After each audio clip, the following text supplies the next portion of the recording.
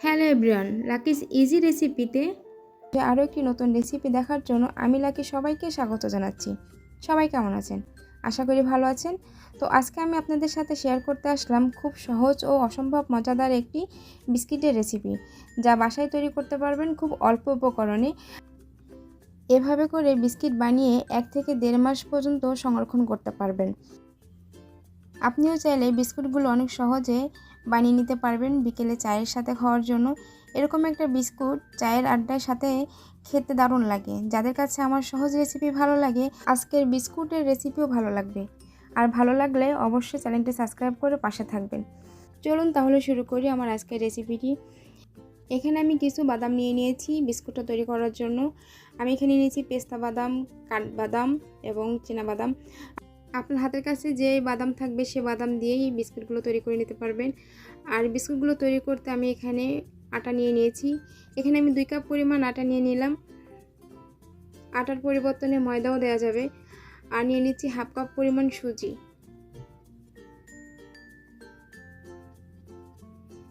2 table চামচ গুঁড়া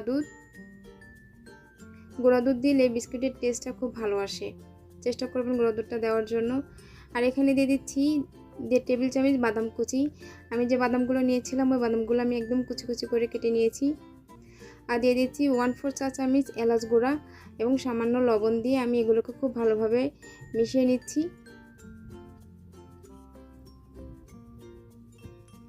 এখন দিয়ে দিচ্ছি হাফ কাপ পরিমাণ রান্নার রেগুলার তেল।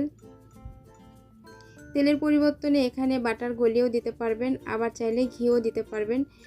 2 টেবিল চামচ ঘি দিলেও ভালো একটা স্মেল আসে। তবে আজকে এই বিস্কুটগুলো আমি শুধুমাত্র তেল দিয়েই বানিয়ে নিচ্ছি। তেলটা খুব ভালো করে মিশিয়ে নিচ্ছি। এখন এভাবে চেপে ধরলে দেখা যাচ্ছে একসাথে দলা পেকে যাচ্ছে। অন্য একটা বাটিতে নিয়ে নিচ্ছি 1 কাপ পরিমাণ চিনি এবং সাথে দিয়ে দিচ্ছি হাফ কাপ পরিমাণ পানি।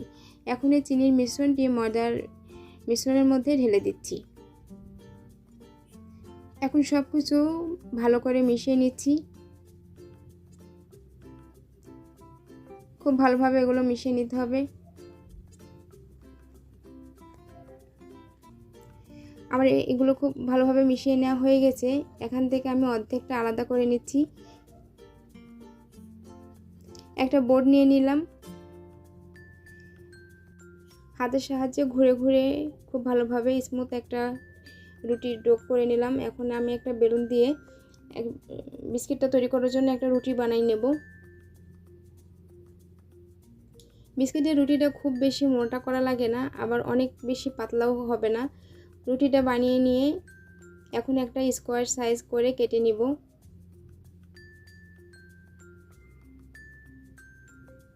স্কোয়ার করে কেটে নিয়ে এখন আমি ছুরি দিয়ে একটা ডিজাইন করে নিচ্ছি।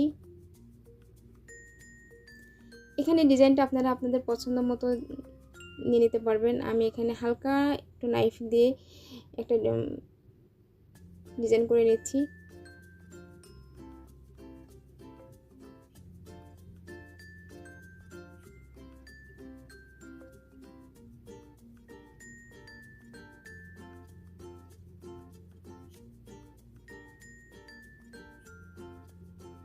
এখন এই ডিজাইনটা করে নিয়ে এটা রেখে দেওয়া যাবে না, সঙ্গে সঙ্গে এই ডুবো তেলে ভেজে নিব।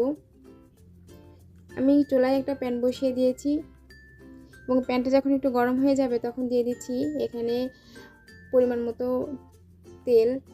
বিস্কিটটা ভাজতে ঠিক যে পরিমাণ ডুবো তেলে বিস্কিটটা ভাজতে হবে সেই পরিমাণ তেল দিয়ে দিচ্ছি। তেলটা যখন হালকা গরম হয়ে যাবে, খুব বেশি গরম না, তখন আমি বিস্কিটগুলো দিয়ে দিব। অল্প আছে বিস্কুটগুলো ভাজলে বিস্কুটগুলো মচমচে হবে আর ভিতর থেকে ভালোভাবে কুক হবে।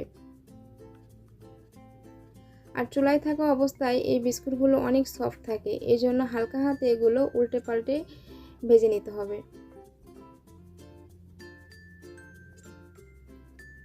ভাজার পরে এটা খুব বিস্কুটের মতন খুব ক্রাঞ্চি হয়ে যাবে, কিন্তু যখন তেলের মধ্যে ভাজা হয় ওই টাইমে বিস্কুটের টুকরোগুলো খুব সফট থাকে।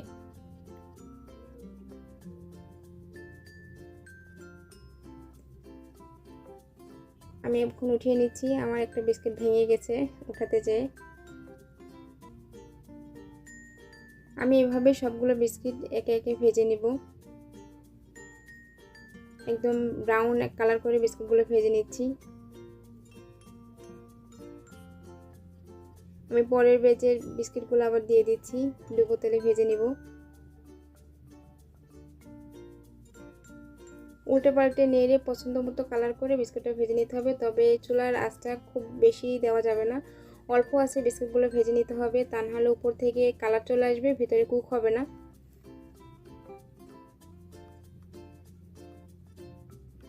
এই বিস্কিটটা খেতে খুব মজা, বাসায় অবশ্যই ট্রাই করবেন, তাহলে বুঝতে পারবেন বিস্কুটটা খেতে কতটা মজা। দোকান থেকে কিনে আর বিস্কুট খাওয়া লাগবে না, বাসায় তৈরি করবেন। যে কোনো খাবার বাসায় তৈরি করে খেলে সেটার মধ্যে আলাদা একটা শান্তি লাগে। এই তো আমার সবগুলো বিস্কিট ভাজা হয়ে গেছে একদম সুন্দরভাবে।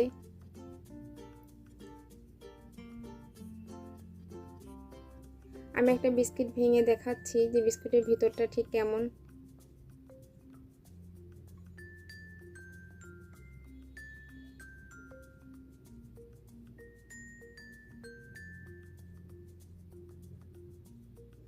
বিস্কুটগুলো ভিতর থেকে খুব ভালোভাবে কুক হয়ে গেছে, আর বিস্কুটটা ভাজার পরে খুব সুন্দর একদম বিস্কুটের মতো ক্রাঞ্চি হয়েছে, তাই খেতে অনেক ভালো লাগছে।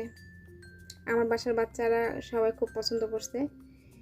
রেসিপিটি কেমন লাগলো অবশ্যই কমেন্ট করে জানাবেন, ভালো লাগলে লাইক কমেন্ট শেয়ার করতে ভুলবেন না। আর চ্যানেলের পাশে থাকতে আমাকে সাপোর্ট করতে অবশ্যই চ্যানেলটি সাবস্ক্রাইব করে রাখবেন।